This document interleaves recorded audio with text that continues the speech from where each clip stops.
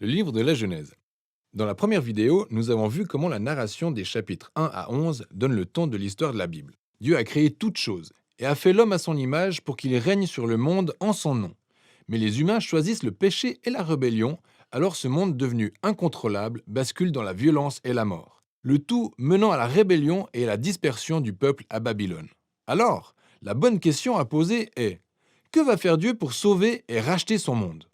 Après cette dispersion à Babylone, l'auteur égrène la généalogie d'une seule famille, qui conduit finalement à un homme appelé Abraham. Et la promesse de Dieu à Abraham, au début du chapitre 12, crée un précédent dans l'histoire, car jamais vu auparavant. Dieu appelle Abraham à quitter sa maison et à partir pour le pays de Canaan, territoire qu'il déclare comme devant lui revenir un jour. Et sur ce territoire, Dieu promet de faire naître d'Abraham une grande nation, de glorifier son nom et de le bénir. Ces promesses sont d'ailleurs reliées à des parties antérieures du livre. Babylone avait tenté avec arrogance de se faire un nom par ses propres moyens. Et cela ne s'était pas très bien passé. Mais Dieu, dans sa générosité, est sur le point de glorifier le nom d'un anonyme, Abraham. Et la bénédiction d'Abraham fait écho à cette toute première bénédiction que Dieu a accordée à l'humanité au commencement. On serait alors tenté de se demander pourquoi Dieu veut bénir Abraham et toute sa famille. La dernière phrase de la promesse de Dieu en fournit l'explication. Toutes les familles de la terre seront bénies en toi. C'est la clé pour comprendre tout le reste de l'histoire biblique. Le plan de Dieu est de sauver et de bénir ce monde rebelle, par le canal de la famille d'Abraham. Et c'est la raison pour laquelle tout le reste de l'histoire de l'Ancien Testament se focalise uniquement sur cette famille, qui finira par devenir le peuple d'Israël. C'est aussi pour cette raison qu'Israël sera appelé plus tard un royaume de sacrificateurs au mont Sinaï, car au travers d'eux, Dieu veut montrer sa nature à toutes les autres nations. En définitive, il s'agit de la promesse reprise plus tard par des prophètes et des poètes bibliques, qui préciseront qu'elle s'accomplira par l'avènement du roi messianique d'Israël dont le règne apportera justice et paix à toutes les nations.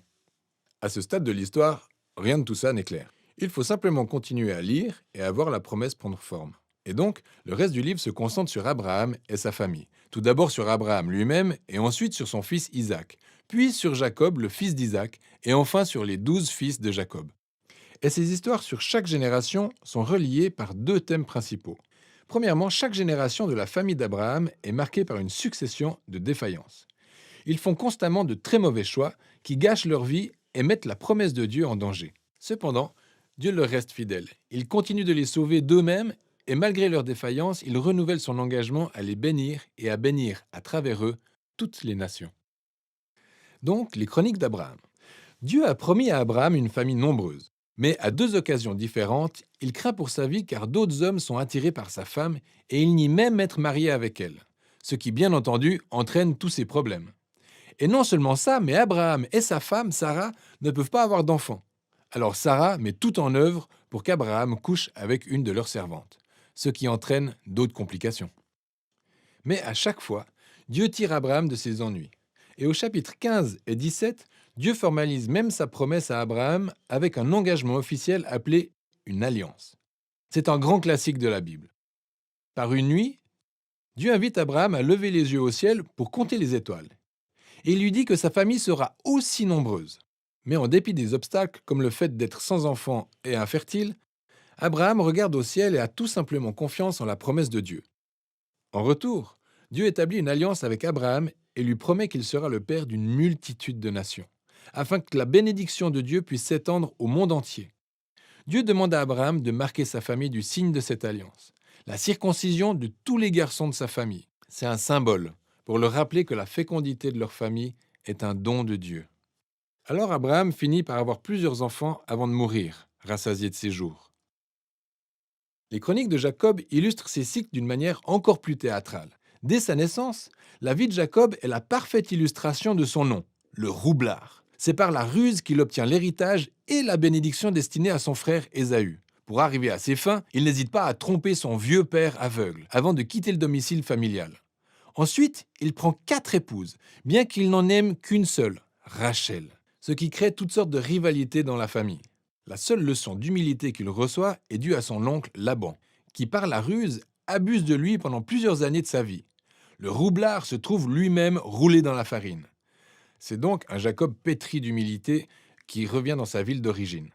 Et dans une histoire très étrange, Jacob finit par lutter avec Dieu en exigeant que Dieu le bénisse. Certaines choses ne changent vraiment jamais, n'est-ce pas? Cependant, Dieu honore sa détermination et lui concède la bénédiction d'Abraham. Et il renomme Jacob qui devient Israël, ce qui signifie lutte avec Dieu. Et c'est dans cette dernière partie du livre, celle qui relate l'histoire des fils de Jacob, que tous les cycles culminent. Jacob aime bien plus l'avant-dernier de ses fils, Joseph, que ses autres enfants, et il lui donne cette magnifique veste. Alors les 10 fils plus âgés se mettent à haïr Joseph et il l'enlève et prévoit de le tuer. Mais plutôt que de le tuer, il décide finalement de le vendre comme esclave en Égypte, où il se retrouve en prison. Pour ce qui est des défaillances familiales, on est servi. Mais Dieu est avec Joseph et il orchestre la sortie de prison de Joseph. Et Pharaon finit par faire de Joseph son bras droit qui gouvernera toute l'Égypte. Donc Joseph sauve toute l'Égypte d'une longue période de famine et finit aussi par empêcher ses frères et sa famille de mourir de faim. Là encore, nous pouvons voir que Dieu répond à la folie et au péché de la famille d'Abraham par sa fidélité, au point de convertir le mal commis par les frères en une occasion de sauver des vies. Et c'est exactement ce que Joseph dit à la fin du livre. Il déclare à ses frères: « Vous avez médité de faire du mal, Dieu l'a changé en bien pour sauver la vie à un peuple nombreux. » Ces mots sont stratégiquement placés à la fin du livre car ils résument non seulement l'histoire de Joseph et ses frères, mais aussi le livre dans son ensemble. Depuis Genèse 3, les humains continuent de faire preuve d'égoïsme et de méchanceté. Mais ce Dieu n'est pas du genre à laisser sombrer son monde. Il demeure fidèle et déterminé à bénir les personnes malgré leurs défaillances. C'est particulièrement visible tout au long du livre, dans l'évolution de cette mystérieuse promesse concernant la postérité de la femme. Rappelez-vous Genèse 3. Dieu a promis que ce vainqueur blessé écraserait la tête du serpent et vaincrait le mal à sa racine. L'auteur relie ensuite cette promesse directement à la descendance d'Abraham. C'est un aspect de la manière dont Dieu étendra sa bénédiction aux nations. Après Abraham, voici comment cette promesse est ensuite reliée à Juda, le 4e fils de Jacob. Dans le très important poème du chapitre 49, un Jacob vieillissant est sur son lit de mort, veut bénir ses 12 fils. Et en bénissant Juda, Jacob prédit que Juda deviendra la tribu de la royauté en Israël. Et un jour viendra un roi qui dominera sur toutes les nations et réalisera la promesse de Dieu de restaurer la bénédiction d'Éden sur le monde entier. Peu après ça, Jacob meurt. Et plus tard, Joseph meurt lui aussi.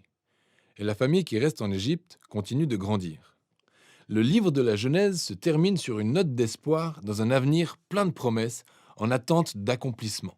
Ce qui pousse à tourner la page pour découvrir de quelle manière les événements vont évoluer. Pour l'instant, nous en avons fini avec le livre de la Genèse.